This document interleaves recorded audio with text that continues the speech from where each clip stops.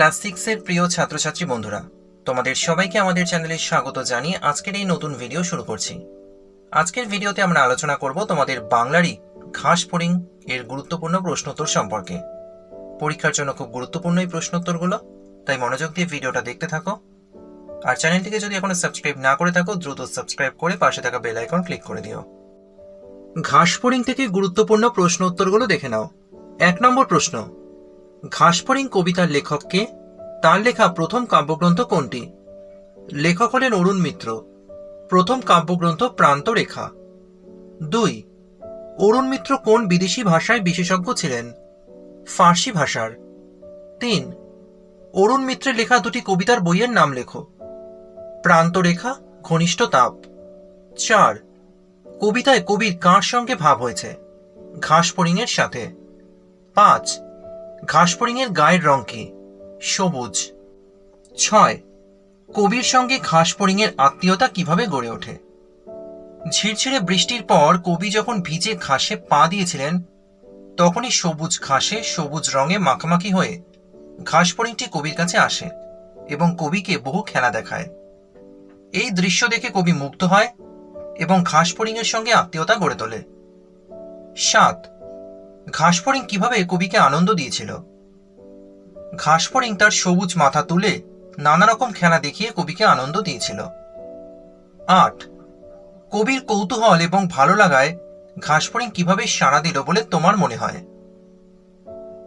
বর্ষায় সবুজ ঘাসের ওপর একটি ছোট সবুজ রঙের ঘাস ফড়িংকে দেখে কবির মনে কৌতূহল জাগে এবং কবি তাকে ভালোবেসে ফেলেন।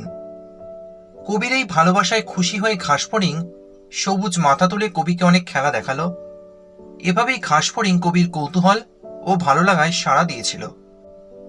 9, ঘাস ফড়িংকে ছেড়ে আসার সময় কবির মনের অবস্থা কেমন হলো এবং কেন? ঘাস ফড়িং এর কাছ থেকে চলে আসার সময় কবির মন খুব খারাপ হয়েছিল। কবি প্রকৃতি প্রেমী। ঘাস ফড়িং সেই প্রকৃতিরই অঙ্গ। সে নানা রকম খেলা দেখিয়ে কবিকে আনন্দ দিয়েছিল, কিন্তু সময়ের অভাবে এবং নিজের ব্যস্ততার কারণে কবিকে সেই বন্ধুর কাছ থেকে বিদায় নিতে হয়েছিল, তাই কবির মন খারাপ।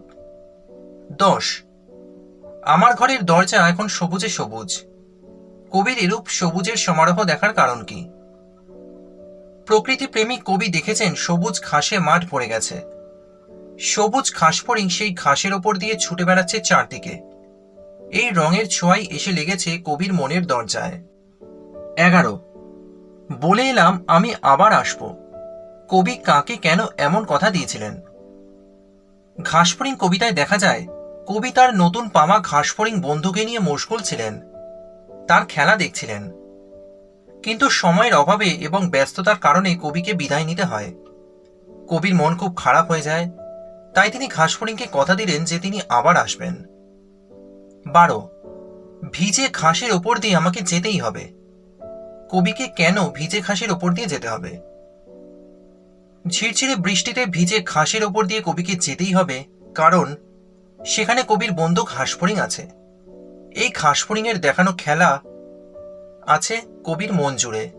এছাড়া কবি ঘাস ফড়িংটিকে কথা দিয়েছিলেন যে তিনি আবার ফিরে আসবেন। 13, প্রকৃতির প্রতি ভালোবাসার নিবিড় টান কিভাবে ঘাস ফড়িং কবিতায় প্রকাশ পেয়েছে তা নিজের ভাষায় লেখো। কবি অরুণ মিত্র ছিলেন প্রকৃতি প্রেমিক। একদিন ঝিরঝিরে বৃষ্টির পর তিনি খোলা মাঠে সবুজ ঘাসের ওপর পড়ে থাকা একটি সবুজ ছোট পতঙ্গ ঘাস ফড়িংকে দেখতে পান। মনের আনন্দে ঘাস ফড়িং কবিকে অনেক খেলা দেখায়। এই দৃশ্য দেখে কবি অনেক মুগ্ধ হন এবং ঘাস ফড়িং এর সঙ্গে কবির একটি আত্মীয়তার সম্পর্ক তৈরি হয়। এছাড়া কবি দেখতে পান চারদিকে সবুজের সমারোহ। এই সবুজ প্রকৃতি কবির মনকেও স্পর্শ করেছে। প্রকৃতির প্রতি কবির এই নিবিড় ভালোবাসার টানেই কবি ঘাস ফড়িংকে কথা দেন এই ভিজে ঘাসের ওপর দিয়ে তাকে আবার যেতেই হবে। তাহলে ঘাস ফড়িং এর এই প্রশ্নোত্তর সংক্রান্ত ভিডিওটি যদি তোমাদের ভালো লাগে অবশ্যই একটি লাইক করে দিও এবং তোমাদের পাঠ্য বিষয় সংক্রান্ত কোনো প্রশ্ন যদি থাকে আমাকে কমেন্ট করে জানিও।